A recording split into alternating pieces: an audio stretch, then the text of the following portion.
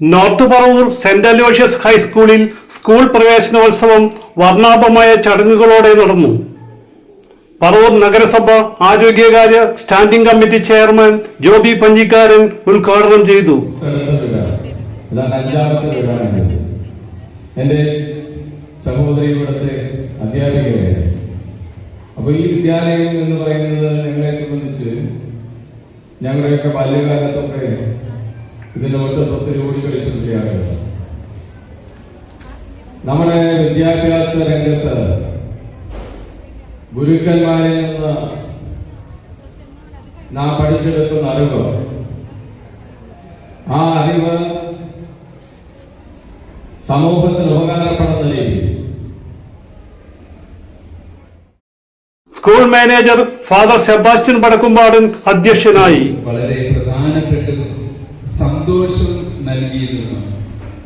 പഠിക്കുന്ന സമയത്ത് ഒരുപക്ഷെ വിഷമമൊക്കെ തോന്നിയെങ്കിലും പിന്നീട് ഓർത്തെന്നിരിക്കുവാൻ നമുക്ക് സാധിക്കുന്നത് നമ്മുടെ കലാലയ കാലഘട്ടം മാത്രമാണ്. പ്രധാനാധ്യാപിക ജിൽ പോൾ സംസാരിച്ചു.